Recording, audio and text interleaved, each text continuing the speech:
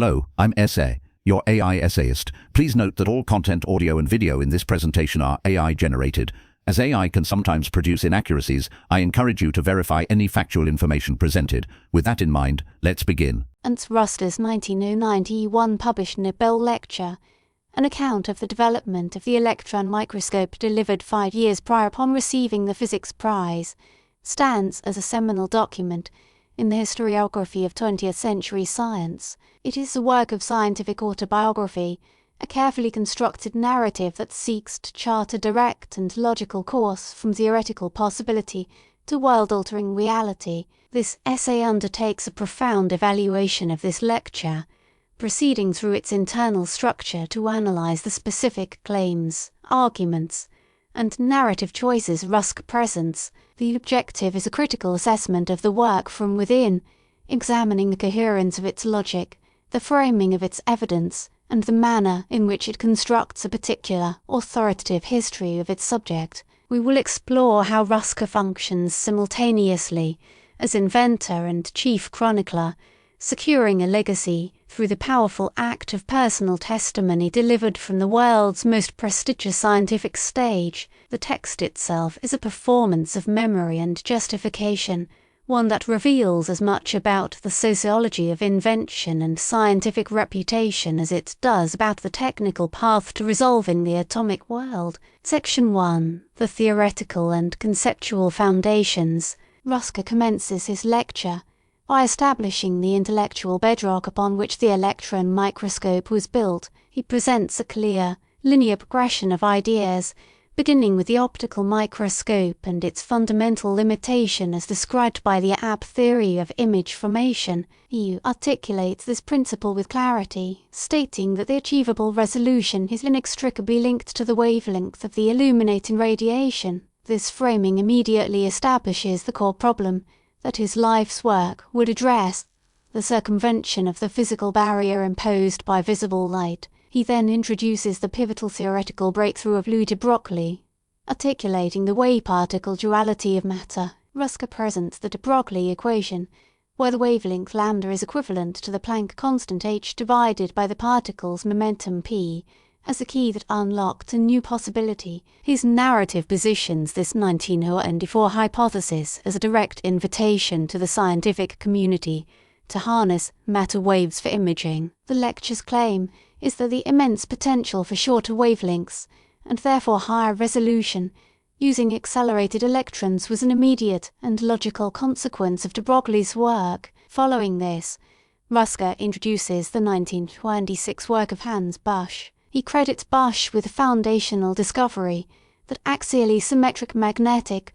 or electric fields act upon electron beams in a manner analogous to the way glass lenses act upon light. Ruska is meticulous in explaining Busch's equations for the focal length of these magnetic lenses, presenting them as the final necessary component, the engineering principle required to realize the theoretical promise of electron waves. The evaluation of this section reveals a masterful exercise in narrative construction. Ruska creates a compelling and teleological history, where each discovery logically and sequentially paves the way for the next, culminating in the inevitable invention of the electron microscope. He presents these foundational elements as puzzle pieces lying in plain sight, waiting a synthesizer. In his telling, the path from Abbe's limit to de Broglie's wave to Busch's lens is a straight and illuminated one. A deeper contextual analysis reveals that Busch's own research was primarily directed toward improving cathode ray oscillographs, a technical and commercial goal of some import at the time. Ruska's lecture absorbs Busch's work into the grander narrative of microscopy, recontextualizing it as a deliberate step on the path to high-resolution imaging, a framing that serves his own story. He presents the conceptual synthesis as self-evident, a conclusion that any physicist of the era should have reached, subtly positioning his own insight as both brilliant and commonsensical. Section 2. The first experimental verifications and the pole-piece lens. Following the establishment of the theoretical groundwork, Ruska transitions to the crucial phase of experimental validation. He details his own entry into the field as a student at the Technical University of Berlin, Working under Max Knoll, the lecture meticulously documents the first experiments designed to confirm Bosch's theoretical calculations for magnetic lenses. Ruska claims a central role in these initial verifications, describing the construction of simple coils and the observation of electron beam focusing. He presents his own intellectual contribution as the realization that a simple coil was an inefficient electron lens. This leads to his development of the pole-piece lens, in which the magnetic field is concentrated into a small gap by ion encapsulation. He argues that this innovation was paramount, as it created a much stronger, shorter focal length lens, which was the essential prerequisite for achieving high magnification. The lecture provides diagrams and detailed descriptions of this pole-piece design,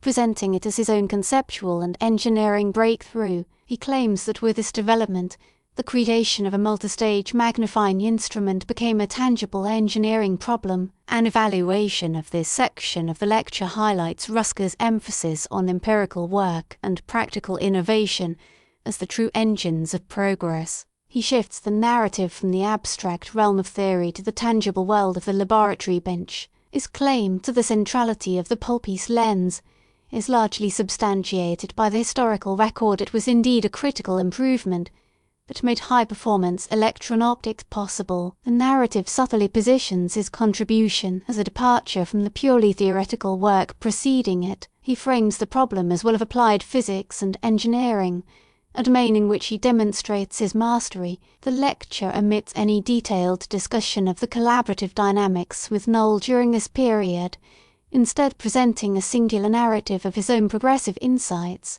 The account is that of an individual solving a series of well-defined problems. The claim, therefore, is one of intellectual primacy in the practical realization of electron optics. His argument is that while the theory existed, it took his specific engineering solution, the pole-piece lens, to transform a physical curiosity into a technology with the potential for powerful magnification. The evidence he provides within the lecture consists of his clear recollection of the design process and the logical necessity of such a lens for what was to come next. Section 3, the genesis of the first two-stage electron microscope. This portion of Ruska's lecture represents the narrative climax of the invention itself. He recounts the decision, made with Max Knoll, to move beyond single-lens experiments and construct an instrument that mirrored the compound light microscope, using two magnetic lenses in sequence. He presents this as a direct,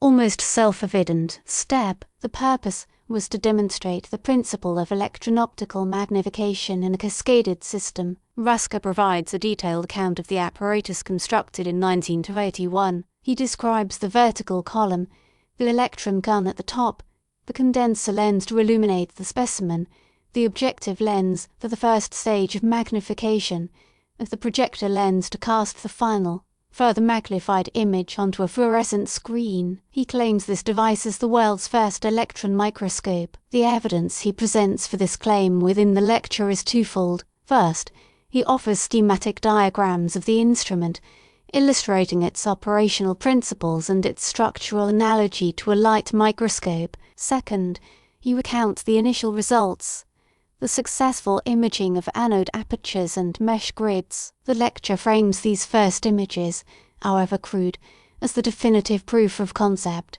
The argument is that this 1931 instrument, despite its low magnification and resolution, embodied all the essential principles of electron microscopy. An evaluation of this central claim requires careful consideration of what constitutes a microscope. Ruska's argument rests on functional analogy, because his instrument used a source of radiation, condenser, objective, and projector systems to produce a magnified image of a specimen. He claims the title of microscope. The narrative is powerful and persuasive. He presents the invention as a discrete event, a singular moment of creation in 1931. The lecture is constructed to leave little room for ambiguity, positioning the Knoll-Ruska instrument as the unambiguous genesis of the field. He meticulously documents its features to solidify this claim against any potential counterclaims based on other contemporary electron beam experiments. By focusing on the completeness of the optical analogy, he defines the terms by which his invention should be judged. The internal logic of his argument is strong if an electron microscope is a multistage magnifying instrument using electron lenses. Then his 1931 device was the first of its kind. He establishes his own work as the reference point, the archetype from which all subsequent instruments would evolve. The professional audience for whom the lecture is intended would recognize the significance of establishing such priority in the annals of science. Section 4.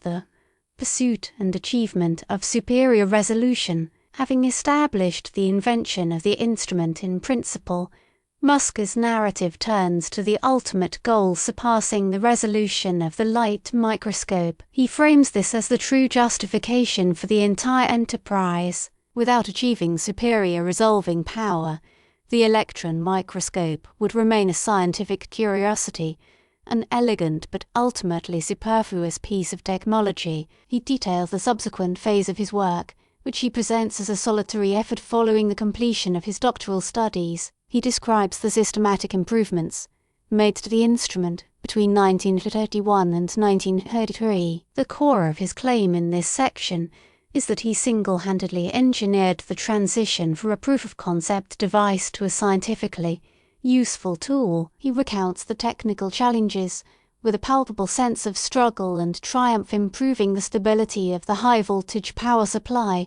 designing better vacuum systems, and refining the pole-piece lenses for lower spherical aberration. The lecture builds toward the pivotal moment in 1933 when he constructed a new microscope designed specifically for higher resolution. He presents images obtained with this instrument, most notably of cotton fibers and aluminum foils, which he claims demonstrate a resolving power exceeding that of any contemporary light microscope. This is the moment of vindication in his story. The evidence he deploys consists of photographic plates, which he describes in detail, pointing out fine structures that would be invisible using conventional optics. The argument is direct. The images prove the superiority of his method. An evaluation of Ruska's narrative in this section reveals his self-casting in the role of the determined, lonely inventor, pushing the boundaries of the possible. After establishing the initial invention as a collaborative effort with Knoll, he portrays the critical next step, the realization of the instrument's true potential, as his own achievement. The claim is one of singular vision and engineering tenacity. The lecture effectively conveys the immense practical difficulties involved, thereby magnifying the scale of his accomplishment. By focusing on the photographic evidence, he grounds his claim in objective, empirical reality, a powerful rhetorical strategy. He presents the 1933 instrument as the fulfillment of the promise he first saw in the work of de Broglie and Barge. The narrative arc is completed from theoretical possibility to a working instrument that could see what was previously unseeable. The lecture skillfully makes the case that this achievement was the result of a deliberate and systematic program of engineering improvement, guided by his unique understanding of the physical principles and practical challenges. Section 5. Collaboration.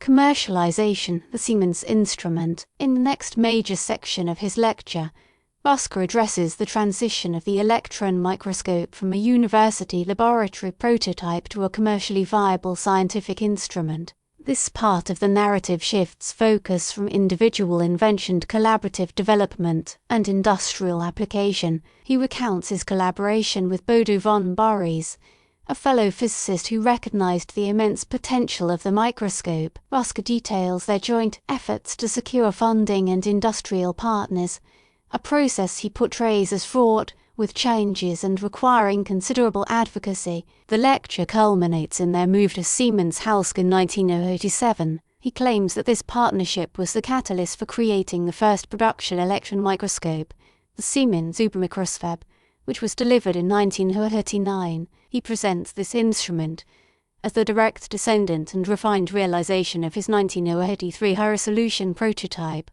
The lecture describes the features of the Siemens instrument, emphasizing its user-focused design, its robustness, and its immediate adoption.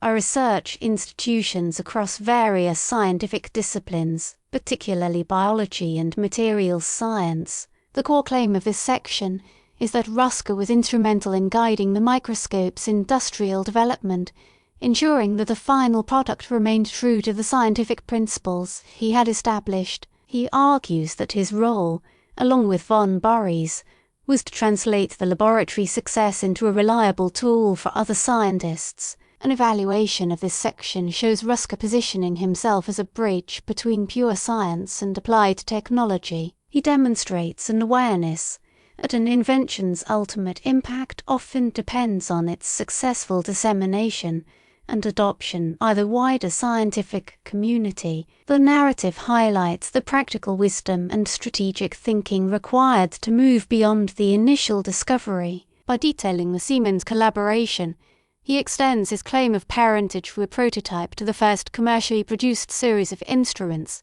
This is a crucial step in cementing his legacy. He frames the Siemens Microscope as the definitive, mature form of his invention, the instrument that truly launched the revolution in microscopy. His account gives significant credit to von Borries and the Siemens team, but the underlying narrative thread is that their work, with the successful engineering and productization of his foundational concepts and high-resolution design, he presents himself as the intellectual guide throughout this process, ensuring the project's scientific integrity. This part of the lecture is a subtle masterstroke, as it annexes the success of the first commercial instruments to his own personal story of invention. Section 6 reflections on an expanding field and concluding remarks. In the final part of his lecture, Ernst Ruska reflects on the legacy and future of the instrument he created. He steps back from the chronological narrative of its development to offer a broader perspective on its scientific impact. He speaks of the opening of a new cosmos, the world of the ultrastructure of matter, which was previously inaccessible to human senses. He provides examples of the microscope's application, referencing the visualization of bacteriophages, the fine structure of cells, and the crystal lattice defects in metals. This section's central argument is an affirmation of the instrument's revolutionary character. He implicitly claims that the electron microscope created entire new fields of inquiry and transformed existing ones. He briefly touches upon subsequent developments, such as scanning electron microscopy and other variants, framing them as extensions of the fundamental principles he first established with transmission electron microscopy. The lecture concludes with a humble yet profound statement about the joy of scientific discovery and the satisfaction of seeing a youthful idea blossom into a tool that benefits all of humanity. In evaluating this conclusion, one observes a final, powerful act of narrative framing. Ruska presents vast and diverse applications of electron microscopy as the ultimate evidence for the importance of his original work. He positions his invention as a foundational technology, a platform upon which decades of subsequent science have been built. His tone is that of a patriarch reflecting on the successful lineage he has founded. While acknowledging later developments, his narrative structure implies that they are all branches from the tree he planted. The humility in his closing remarks is intellectually effective, having spent the bulk of the lecture meticulously documenting his own central role and priority. His final turn to a more philosophical and communal sentiment feels earned within the context of his narrative. He successfully portrays his work as a gift to the scientific world, a gift whose full implications continue to unfold. The lecture ends by solidifying his image as a figure of historical importance, a visionary engineer who provided science with a new set of eyes. The claim is one of enduring, field-defining significance, and the evidence he presents is the entire subsequent history of ultrastructural In conclusion, Ernst Ruska's Nobel lecture is a document of extraordinary rhetorical and historical power. Its primary function is the construction of an authoritative, first-person account of the genesis of the electron microscope, a detailed evaluation of its internal claims, section by section, reveals a narrative that is both technically precise and strategically brilliant. Ruska builds a teleological history presenting a seamless line of development from abstract physical theory to his own engineering breakthroughs. He establishes his primacy through a careful recounting of the development of the pole-piece lens and the construction of the first two-stage instrument. He solidifies his claim to genius by narrating his solitary drive to surpass the resolution of the light microscope, providing photographic evidence for this pivotal achievement. Furthermore, he extends his legacy by chronicling the successful commercialization of the microscope with Siemens, framing it as the culmination of his vision. The lecture operates as a definitive statement of intellectual ownership and historical importance. It is a work that consciously shapes memory, streamlining the complex, often messy process of invention into a clear, compelling, and heroic story with a single primary protagonist. The document itself, quite apart from the instrument it describes, is a masterclass in the art of scientific communication and legacy building, an enduring monument to an inventor's desire to be the principal author of his own history. We really appreciate you tuning into this AI-powered presentation. Our goal is to push the boundaries of AI in content creation, and your input is invaluable. If there's a particular subject you'd like to see us tackle next, or if you have suggestions on how we could fine-tune our AI's creative prompts, please don't hesitate to leave your ideas in the comments section. We're excited to bring you more unique content very soon.